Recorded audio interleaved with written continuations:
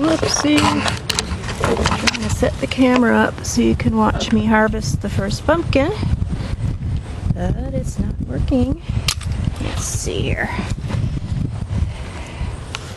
Vines are dying back, and here we go. This is the pumpkin that's growing by the tomatoes. Whoop! Oh, that's not good. There we go. Found a lot of new pumpkins this week, and there's one that's absolutely enormous. It's so big, I'm going to have to get help to harvest it. And this one doesn't want to come out. Okay, let's see here. Got so many fences here. There we go. Okay. This is the great pumpkin, or the epic pumpkin, or whatever we were calling it. Ta-da! Did get attacked by a squirrel.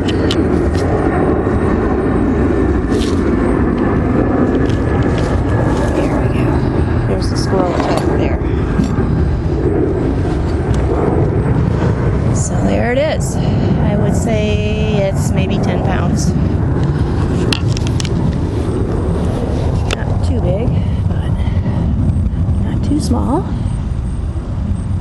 Nice teardrop shape. Okay, and this one is growing by our hapless little silvery fir tree tomato, and it's about a similar size. These are very heavy pumpkins. These Everest pumpkins, and we finally do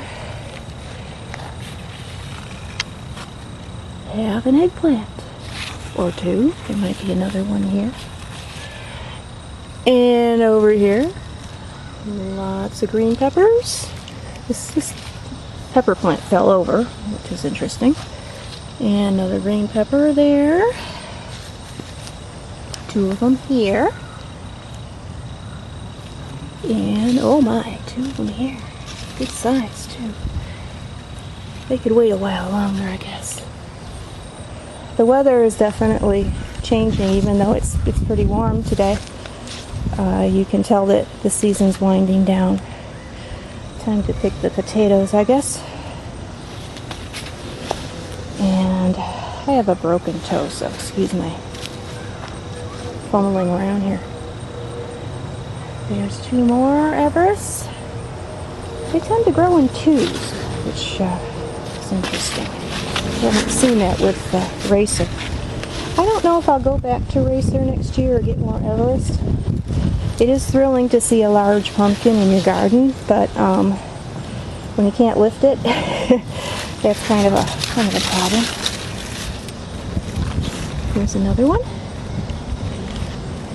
And see if you can see the plants are kind of winding down here.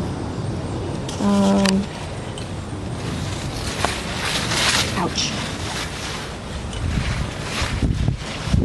I'm trying to garden in flip-flops, and that gets challenging. Alright, here's another. This one's turning orange. And that's not too big. This is the epic one. Look at the size of that thing. That has got to be a good 30 pounds. There's my hand. There's the pumpkin. Mind you, I have big hands because I'm tall. That is large. I never saw a pumpkin in this garden that was that big.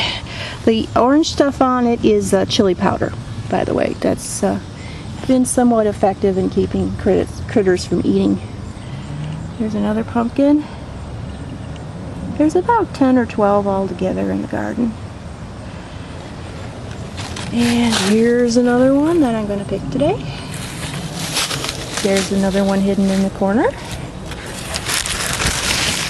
This has some chili powder on it. A little hard to see. And was there another one? There's a baby somewhere. But It's not exactly a bumper crop, but not bad. Did I show you that one?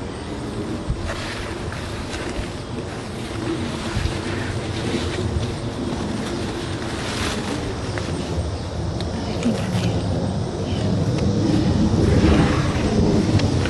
have. So overall, the Everests are larger than the racers, but and heavier than the racers. Not as productive, and about equally resistant to powdery mildew. So I don't know. There it is. There's a baby. Excuse my sniffling. There it is. And I don't know about next year. I may have my own garden, so we'll see what I decide to do. I might grow both. We picked all our brandywines this week, and I think that's the end of the season for that, and the end of the season for that poor little plant there, the silvery fir tree. And we have a few more Beefmasters to go. These have been delicious this year. I think this week is the first week I will intentionally miss fertilizing. I've been using Bill's Perfect fertilizer and spray and grow. Oh my gosh, look at that. Look at the size of that. That is a huge tomato. That is a Beefmaster. It's a little funny shape. That'll be ready in a few days. And that's kind of it. We are drawing to a close here in the season. Fast close. We're only halfway through August. But it was a very hot July, and most of August has been very hot.